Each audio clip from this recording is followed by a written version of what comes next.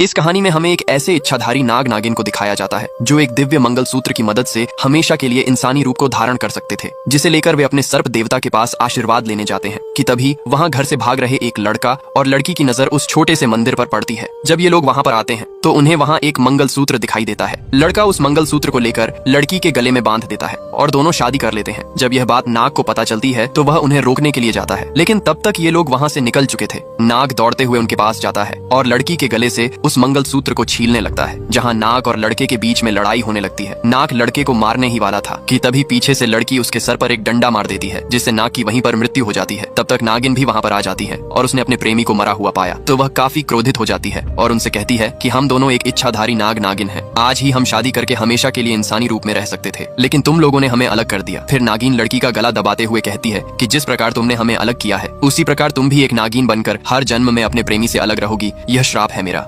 ये कहकर नागिन अपने प्राणों को त्याग देती है और उस श्राप के कारण लड़की एक नागिन बन जाती है और हर जन्म में अपने प्रेमी से मिलने का इंतजार करती है। एक बार नागिन रोते हुए पंडित जी के पास आती है और हाथ जोड़कर उनसे अपने पति के बारे में पूछती है। तब पंडित जी अपने दिव्य शक्तियों की मदद से देखते हैं कि इस जन्म में उसके पति की शादी किसी और लड़की के साथ होने जा रही है। यह देखकर पंडित जी उसे कुछ भी नहीं बताते हैं और उससे कहते हैं कि जल्द ही वह तुमसे मिलने के लिए यहाँ आने वाले हैं, लेकिन तब तक तुम अपने गुस्से पर काबू करो, क्योंकि तुम गुस्से में आकर एक नागिन बन जाती हो और किसी न किसी को मार देती हो, जिससे तुम्हारा पाप दिन पर दिन बढ़ता जा रहा है। ऐसा चलता रहा तो तुम कभी भी अपने प्रेमी से नहीं मिल पाओगी। पंडित जी से इतना सुनने के बाद नागिन काफी क्रोधित हो जाती है और वहाँ से उठकर चली जाती है और अपने प्रेमी के ख्यालों में खोए हुए उस दिन को याद करने लगती है कि किस प्रकार दोनों ने शादी की थी। तभी रात होने लगता है और वह एक नागिन में बदलने लगती है, जिसकी वजह से नागिन छुपते छुपाते उस बिल्डिंग से भाग जाती है। इधर हमें नागिन के प्रेमी को दिखाया जाता है जहाँ वह दूसरी लड़की से शादी कर लेता है और अपना हनीमून मनाने के लिए वे एक होटल में आए थे। जब लड़का लड़की को किस करने के लिए जाता है कि तभी उनके सामने नागिन आ जाती है, जिसे देखकर लड़का काफी डर जाता है। फिर नागिन लड़की को काटने के लिए जैसे ही आगे आती है वैसे ही लड़की की आंख खुल जाती है, क्योंकि वह एक सपना देख रही थी। तभी उसका पति भी वहाँ पर आ जाता है। उसके बाद लड़का अपनी पत्नी के साथ एक पंडित के पास जाता है। तब पंडित उन दोनों की कुंडली को देखते हुए बताते हैं कि इस लड़की की कुंडली में काल सर्प योग है, जिसकी वजह से इसकी जान को खतरा है। इसके निवारण के लिए तुम्हें पहाड़ों में बसे एक पंडित के पास जाना होगा, जो तुम्हें इसके निवारण का कोई उपाय बता सकते हैं। उसके बाद यह दोनों उस पंडित के पास जाने के लिए निकल जाते हैं, जहाँ नागिन फिर से पंडित के पास आकर अपने पति के बारे में पूछती है। क्या होगा जब नागिन को पता चलेगा उसके प्रेमी की शादी किसी और से हो गई। पीछे हमने देखा कि जब नागिन पंडित से अपने प्रेमी के बारे में पूछती है तो पंडित अपनी दिव्य शक्तियों की मदद से देखकर बताता है कि उसका प्रेमी उसी पंडित से मिलने आ रहा है।